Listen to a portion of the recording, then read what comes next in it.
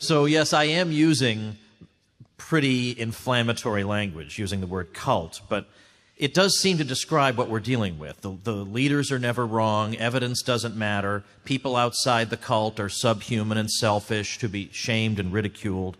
They have slogans, listen to the science. Maybe that slogan is meant to be funny because these are the least scientific people I have ever encountered in my life. They live in a hermetically sealed bubble, impervious to facts.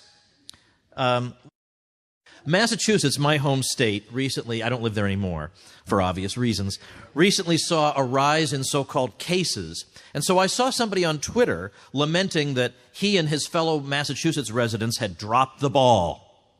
All right, first of all, let's talk about cases versus deaths for a minute. A case means you had a positive test. Most people won't even notice they have this thing, okay? Those are cases. The line is cases.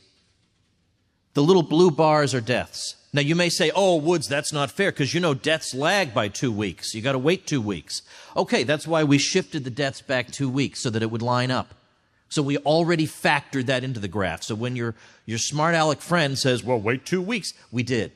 We factored that into this graph. And as you can see, there's no connection whatsoever. So do not panic about so-called cases. I don't know how it's possible after month after month after month of this that people still don't know that. But secondly, notice that this person on Twitter cannot admit that the voodoo doesn't work. It's always that the peasants didn't comply enough. If you stupid people would just obey us already, this thing would go away. Now, I understand why progressives go for that kind of thinking, because they have a superstitious belief in the powers of the state. So if the state says it can wipe out a virus, who's to say it can't? Secondly, it involves so-called experts dictating to the stupid rubes, and that's their preferred model of governance. Thirdly, it allows them to ridicule the working-class people they despise. Why, if only these backward hicks would follow the science, we'd be out of this thing already. But let's face facts. Lockdowns only delay the inevitable, and they leave wreckage in their wake. On Thursday of this week, Italy, which had a brutal and savage lockdown earlier this year, reported 428 deaths, which is the equivalent of 2,354 deaths in the United States. That's where so-called science got them. Now, because I am going to rush through a lot of material here, I'm going to refer you, if you want more, to my ebook called Your Facebook Friends Are Wrong About the Lockdown. Just text the word lockdown to the number 33444 and you'll get it. Or you can go to wrongaboutlockdown.com. Isn't it awesome, the domain names I managed to buy? Let's just take a few examples. Peru, Belgium, the UK, they had hard lockdowns and high death rates. Belgium and the UK are locking back down, as is much of Europe. Now, when the crazies are faced with this data, they try to claim that such and such country didn't lock down early enough. It can't be that lockdowns don't work. Remember, it's always that the stupid people didn't listen to the science, even though there is precisely zero science behind lockdown. Nobody's recommending lockdowns in any of the literature up to now. There's no guidebook on lockdowns. Well, the reason this lockdown didn't work is you didn't follow the... There is no rule book for lockdowns. Lockdowns weren't even a thing until 2020. And you certainly can't say Spain didn't lock down early and hard, or Italy for that matter, much as they try to. And now the same European countries whose insufferable intellectuals have been lecturing the U.S. for its handling of the crisis are seeing spikes in deaths again.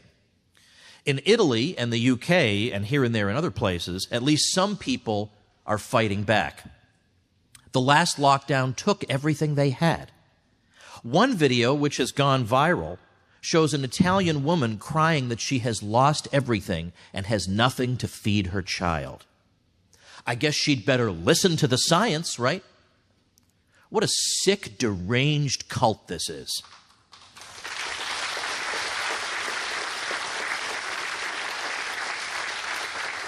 Now, the one word that is like a crucifix before Dracula to these people is Sweden.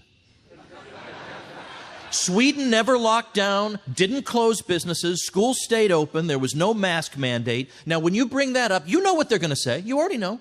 Oh, Sweden had a high death rate. That's immediately their response. Now, there are countries that locked down and ruined people's lives that had much worse death rates than Sweden, but leave that aside. About 75% of the deaths in Sweden occurred in their atrociously run nursing homes. Everybody gets that they're atrociously run and things need to be done about that. But when you factor that in, you realize that it's actually not that particularly bad of a death rate.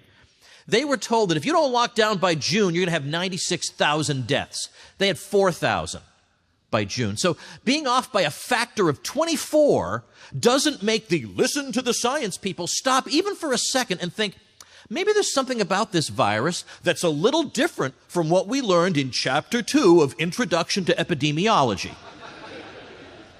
My state of Florida did not lock down during the Sunbelt spike.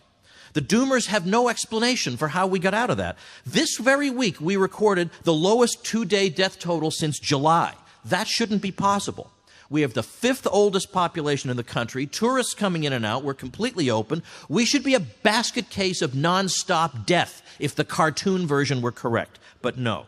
Now, there are lots of explanations for why this should be, but no one wants to listen to them. They want to hear the same. For some reason, people are allergic to good news in this. I've never seen anything like it.